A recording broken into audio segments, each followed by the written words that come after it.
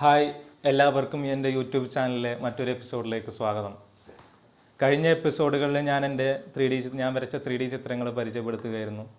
ഈ എപ്പിസോഡിലൂടെ നമുക്ക് എങ്ങനെ 3D ഡ്രോയിങ് വരയ്ക്കാം എന്നുള്ള ക്ലാസ്സിലോട്ട്, അതിൻ്റെ ഒരു ട്യൂട്ടോറിയലിലോട്ട് നമുക്ക് കടക്കാം.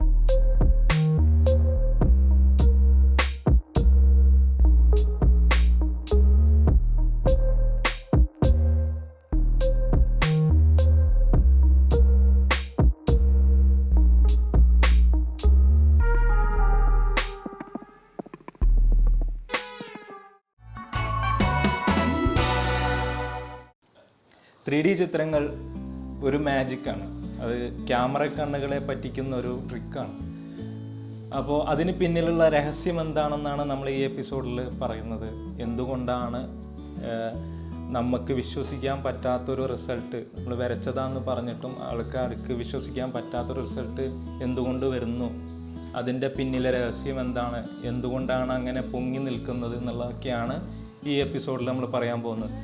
അതിനു മുമ്പായിട്ട് ഈ ചിത്രത്തെ കഴിഞ്ഞ എപ്പിസോഡിൽ ഞാൻ പരിചയപ്പെടുത്തിയിരുന്നു, അടുത്ത എപ്പിസോഡിൽ പറയാമെന്നൊക്കെ പറഞ്ഞിട്ട്.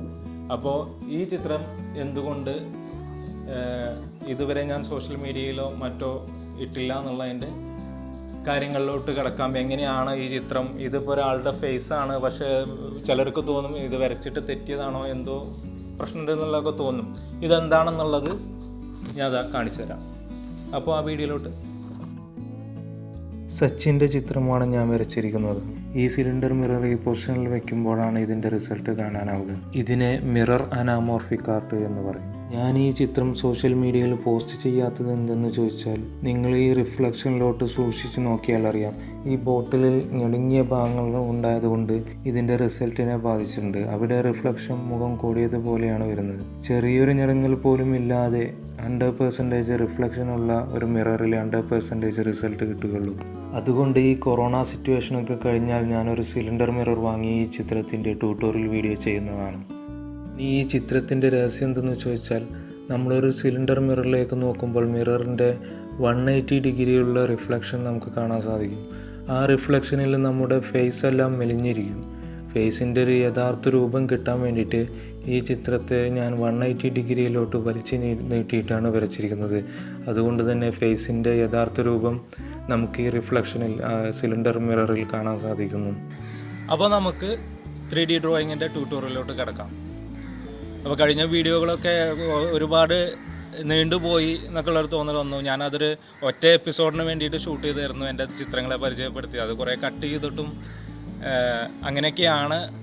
എന്നിട്ടും എഡിറ്റ് ചെയ്ത് കഴിഞ്ഞപ്പോൾ 20 മിനിറ്റോളം ഉണ്ടായിരുന്നു. അതുകൊണ്ട് 2 എപ്പിസോഡായിട്ട് ഞാൻ അപ്ലോഡ് ചെയ്തത്.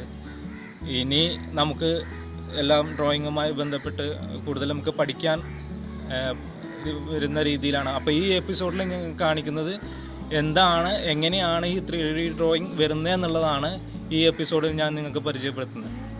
അപ്പോൾ ആ പരിചയപ്പെടുത്തുന്ന വീഡിയോ നമുക്ക് ഇവിടെ കാണിക്കാം. ആദ്യം തന്നെ ഒരു കാര്യം സൂചിപ്പിച്ചിട്ട്, 3D ചിത്രം നമുക്കതിൻ്റെ ഒരു റിയൽ ഫീല് കിട്ടുന്നത് നേരിട്ട് നോക്കുമ്പോഴല്ല, മറിച്ച് ക്യാമറയിലൂടെ നോക്കുമ്പോഴാണ്. അപ്പോൾ ഈ നമ്മൾ വരയ്ക്കാൻ ഉദ്ദേശിക്കുന്ന ഒബ്ജക്റ്റ് ഇതാണെന്ന്, ഈ ഒരു ഒബ്ജക്റ്റാണ് നമ്മൾ വരയ്ക്കുന്നത്. അത് ക്യാമറയുടെ ഡയറക്ഷനിൽ നോക്കുമ്പോൾ ഫൂട്ടിൻ്റെ ഭാഗങ്ങളിൽ പോകുന്നത്. ഇത് നമ്മൾ ഈ ലൈൻ ഉദ്ദേശിക്കുന്നത് നമ്മൾ വരയ്ക്കാൻ ഉദ്ദേശിക്കുന്ന പ്രതലം അല്ലെങ്കിൽ പേപ്പർ. അതിൻ്റെ ഓരോ ഭാഗങ്ങൾ ക്യാമറ കണ്ണുകൾ നമ്മൾ റിയൽ ഒബ്ജക്റ്റ് നിൽക്കുമ്പോൾ ആ പേപ്പറിൻ്റെ ഭാഗത്ത് ആ ഒരു ഏത് പൊസിഷനിലാണ് ആ ഒരു ഹെഡ്, ഷോൾഡർ, ഫൂട്ടെല്ലാം വരുന്നത് എന്നുള്ളത് മനസ്സിലാക്കുക. ഈ ചിത്രത്തിലൂടെ ഏകദേശം ഹെഡ് ഭാഗങ്ങൾ ഇങ്ങോട്ട് വരും, ഷോൾഡർ ഇവിടെ ആയിട്ട് വരും, ഫൂട്ട് ഇവിടെ വരും. ഇതിൻ്റെ ഒരു ടോപ്പിൽ നിന്നുള്ളൊരു ചിത്രം കാണിക്കാം. ടോപ്പിൽ നിന്ന് നമ്മൾ ഈ ഒരു ആംഗിളിൽ നോക്കുമ്പോൾ ഈ ഒരു പൊസിഷനിൽ നമ്മൾ ഹെഡ് പറഞ്ഞു, അവിടേക്ക് വലുതായിട്ട് വരും. ഇത് ഞാൻ അടുത്ത ചിത്രത്തിലൂടെ മനസ്സിലാക്കി തരാം. ഇങ്ങോട്ട് എത്തുമ്പോഴത്തേക്കും ചിത്രം വലുതായിട്ട് വരും. നമ്മൾ വരച്ച് കഴിഞ്ഞ് കഴിഞ്ഞാൽ ആ ടോപ്പിൽ നിന്നുള്ളൊരു രൂപമാണത്. നേരത്തെ പറഞ്ഞ പോലത്തെ ഫൂട്ടിൻ്റെ ഏരിയ നമ്മുടെ ഇവിടെ വരച്ചിരിക്കുന്നു. ഷോൾഡർ നമ്മൾ താഴത്തെ കാണിച്ച പോലെ തന്നെ വലുതാക്കി വരച്ചിരിക്കുന്നു. ഹെഡും വലുതാക്കി വരച്ചിരിക്കുന്നു.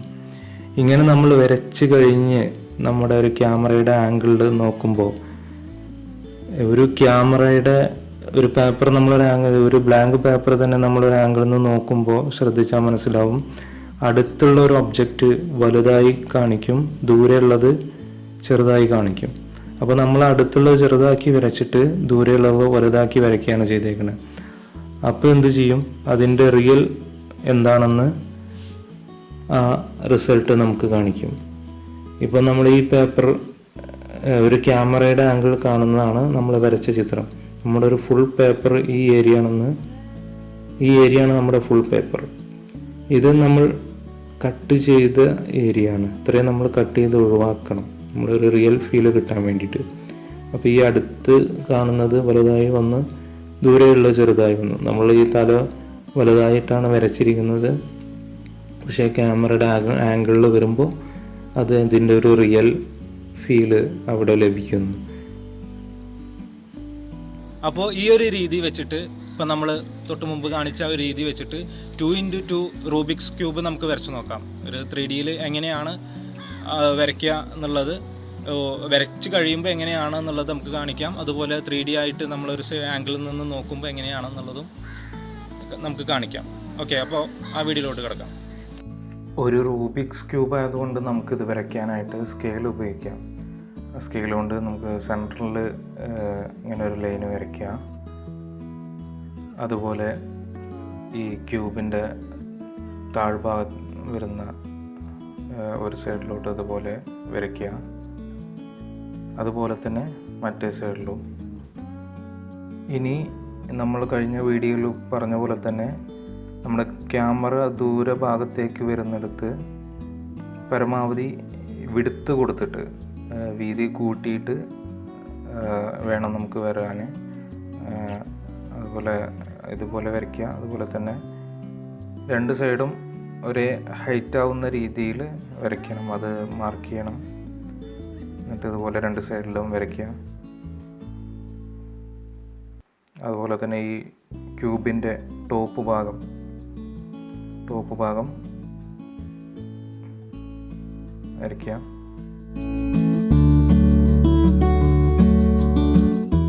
അതുപോലെ ഇതിൻ്റെ ടോപ്പിലെ ഓപ്പോസിറ്റ് സൈഡ് നമുക്ക് മറയ്ക്കണം.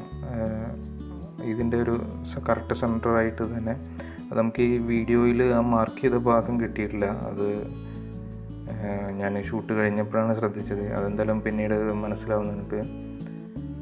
അത് രണ്ട് സൈഡും അതുപോലെ മാർക്ക് ചെയ്യാം. ഇനി ഇതിൻ്റെ സെൻറ്റർ ഭാഗം, ഈ ടോപ്പിലും ബോട്ടത്തിലും സെൻറ്റർ ഭാഗം നമ്മൾ രണ്ട് ക്യൂബ് വരുന്ന രീതിയിലാണ്. അപ്പോൾ ഹൈറ്റിൽ പരമാവധി മോൾ ഭാഗത്തേക്ക് കൂടുതൽ ഗ്യാപ്പ് വേണം.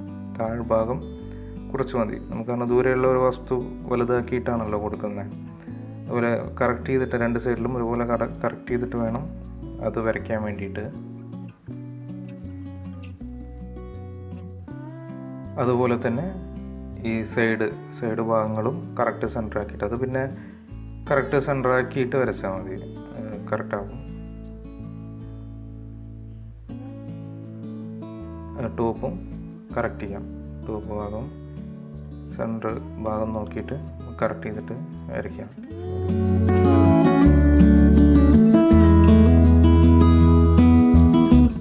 അപ്പോൾ ഏകദേശം ഇതിൻ്റെ ഒരു ഔട്ട്ലൈൻ പൂർത്തിയായി. ഇനി നമുക്കൊരു 3D ആംഗിളിലോട്ടൊന്ന് നോക്കാം. ഒരു ക്യാമറ ഒരു ആംഗിളിൽ നിന്നാണ് ഒരു 3D വ്യൂ കാണുക. അതുപോലെ കളർ ചെയ്യുന്നതിൻ്റെ മുമ്പായിട്ട് ഇവിടെ വല്ലതും പോരായ്മകളുണ്ടോ എന്ന് ശ്രദ്ധിക്കണം. 3D വരയ്ക്കുമ്പോൾ കറക്റ്റാണോ എന്നുള്ളത്. അപ്പോൾ അങ്ങനെ എന്തെങ്കിലും ഇപ്പോൾ ഈ ഒരു വരച്ചതിൽ ഒരു ഔട്ട്ലൈൻ എന്തെങ്കിലും പോരായ്മകളുണ്ടെങ്കിൽ നമ്മളത് കറക്റ്റ് ചെയ്തിട്ട് വേണം ബാക്കി കാര്യങ്ങൾ ചെയ്യാൻ, അല്ലെങ്കിൽ നമുക്ക് പിന്നീട് അത് റിസൾട്ടിനെ ബാധിക്കും.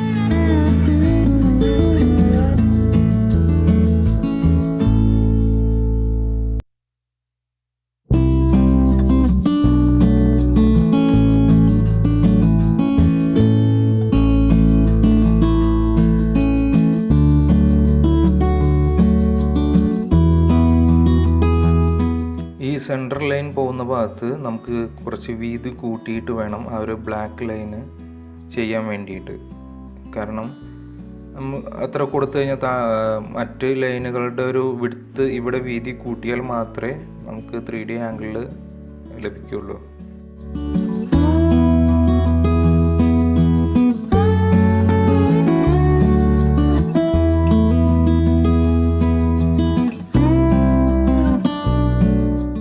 ഇനി നമുക്കിത് കളർ ചെയ്യാം.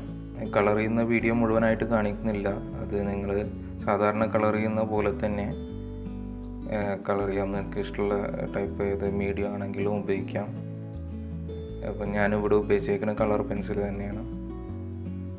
കൂടുതൽ നമ്മൾ ഡ്രോയിങ്ങിൽ ഞാനൊരു റഫായിട്ട് അതിൽ വരയ്ക്കുന്നത്, നമുക്ക് എത്രത്തോളം ഡീറ്റെയിൽ കൊടുക്കുന്നോ അത്രത്തോളം നമുക്ക് റിസൾട്ട് കിട്ടും. ഇതിൻ്റെ കളറിങ്ങും ഇവിടെ പൂർത്തിയായിട്ടുണ്ട്. ഇനി കളറിങ് കഴിഞ്ഞിട്ടും നമുക്കൊന്ന് ടെസ്റ്റ് ചെയ്ത് നോക്കാം ഈ 3D ആംഗിൾ വരപ്പ് എങ്ങനെയാണെന്നുള്ളത്.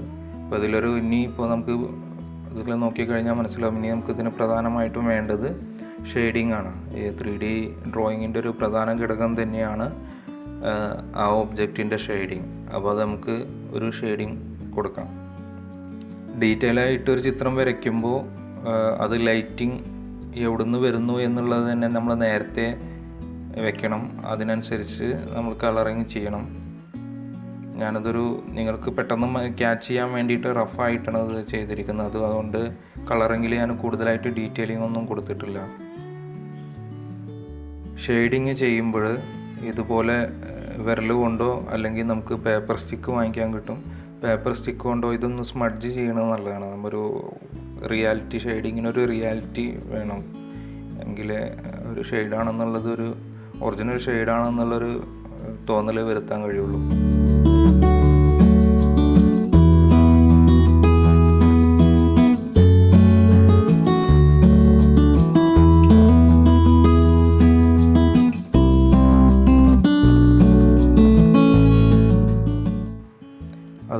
ഇതുപോലെ ഷെയ്ഡിങ് ഒബ്ജക്റ്റിനോട് അടുത്ത് നിൽക്കുന്ന ഭാഗങ്ങൾ കൂടുതൽ ഡാർക്ക് കളറാക്കുക. ഇപ്പോൾ 4B പെൻസിലാണ് ഞാനിവിടെ അത് കൂടുതൽ ഡാർക്കിന് വേണ്ടിയിട്ട് ഉപയോഗിച്ചിരിക്കുന്നത്. നമ്മൾ ലൈറ്റിംഗ് എങ്ങനെയാണ് അതിനനുസരിച്ചിരിക്കും നമ്മുടെ ഷെയ്ഡിങ്. അപ്പോൾ ലൈറ്റിംഗ് എങ്ങനെയാണ് നമ്മൾ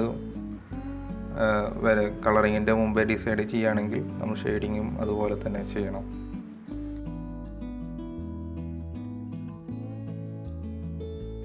ഇതാണ് ആ ചിത്രത്തിൻ്റെ ഒരു ഫൈനൽ റിസൾട്ട്. ഇനി നമുക്ക് ഇതിൽ പേപ്പറിൻ്റെ കുറച്ച് ഭാഗം കട്ട് ചെയ്ത് ഒഴിവാക്കാനുണ്ട്. നമ്മൾ കൂടുതൽ പുറത്തേക്ക് തള്ളി നിൽക്കുന്ന പോലെ ഒരു ഫീൽ കിട്ടാൻ വേണ്ടിയിട്ട് കുറച്ച് ഭാഗം നമുക്ക് കട്ട് ചെയ്ത് ഒഴിവാക്കാം.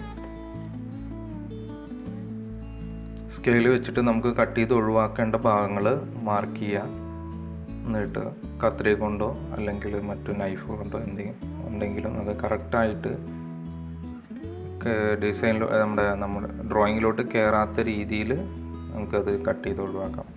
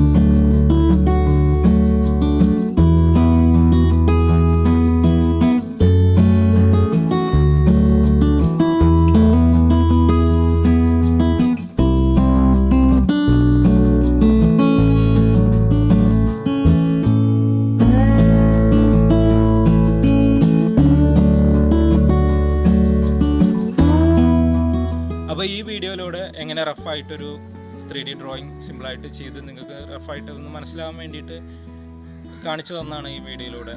അപ്പോൾ നിങ്ങൾക്ക് മനസ്സിലായി എന്ന് ഞാൻ കരുതുന്നു. അപ്പോൾ എന്തെങ്കിലും സംശയങ്ങളോ എന്തെങ്കിലും ഉണ്ടെങ്കിൽ കമൻറ്റ് ബോക്സിൽ അറിയിക്കുക. അത് സിമ്പിളായിട്ടുള്ള ഡൗട്ടുകളാണെങ്കിൽ ഞാൻ ആ കമൻറ്റ് ബോക്സിൽ തന്നെ റിപ്ലൈ തരാം. ഇനി കൂടുതലായിട്ടുള്ള കാര്യങ്ങളാണെങ്കിൽ അടുത്ത വീഡിയോകളിലൊക്കെ ഞാൻ ഉൾപ്പെടുത്താം. ചിലർക്കെങ്കിലും തോന്നുന്നുണ്ടാവും ഇത് ഇച്ചിരി കോംപ്ലിക്കേറ്റഡ് ആയിട്ടുള്ളതാണെന്നുള്ളത്. അപ്പോൾ ഞാൻ അടുത്ത എപ്പിസോഡുകളിലൊക്കെ ആയിട്ട് ഇങ്ങനെ വരുമ്പോൾ അതിൻ്റെ ഒരു കാൽക്കുലേഷനും എങ്ങനെയാണ് വരുന്നത് എന്നുള്ളതും ഒക്കെ ഞാൻ മനസ്സിലാക്കി തരാം. ഒരു കോംപ്ലിക്കേഷനായിട്ട് ചിന്തിക്കേണ്ട കാര്യമില്ല. അപ്പോൾ ഇനി ഇത്രത്തോളം കാൽക്കുലേഷൻ ഇല്ലാതെ ഇതിൽ നിന്നൊരു വ്യത്യസ്തമായിട്ട് മാറി നിന്നിട്ട് വേറൊരു 3D ഡ്രോയിങ് നമുക്ക് ചെയ്യാൻ പറ്റും. അതെങ്ങനെയാണെന്ന് നമുക്ക് അടുത്ത എപ്പിസോഡിൽ ഞാൻ കാണിച്ചു തരാം. സിമ്പിളായിട്ട് എല്ലാവർക്കും സാധാരണ ഡ്രോയിങ് ചെയ്യുന്ന ചിത്രം, സാധാരണ വരയ്ക്കുന്ന ഒരു ചിത്രം പോലെ തന്നെ വരച്ചിട്ട് അത് 3Dയിലോട്ട് മാറ്റാൻ പറ്റും. അത് ഞാൻ അടുത്ത എപ്പിസോഡിൽ എങ്ങനെയാണെന്ന് കാണിക്കാം. അപ്പോൾ നിങ്ങളുടെ സുഹൃത്തുക്കളോ നിങ്ങളുടെ റിലേറ്റീവ്സോ ആരെങ്കിലും ഒക്കെ ഡ്രോയിങ് ഇഷ്ടപ്പെടുന്നവരുണ്ടെങ്കിൽ അവർക്ക് ഈ വീഡിയോ, ഈ ലിങ്ക് തീർച്ചയായിട്ടും നിങ്ങൾ ഷെയർ ചെയ്യണം. അവർക്കൊരു പഠിക്കാനുള്ളൊരു മാർഗം നിങ്ങൾ ഇങ്ങനൊരു പുതിയ രീതിയിലോട്ട് നിങ്ങൾ അവർ പരിചയപ്പെടുത്താൻ വേണ്ടിയിട്ട് ഈ വീഡിയോ നിങ്ങൾ ഷെയർ ചെയ്യണം. അപ്പോൾ അടുത്ത എപ്പിസോഡിൽ കാണുമ്പോഴേക്കും ഗുഡ് ബൈ.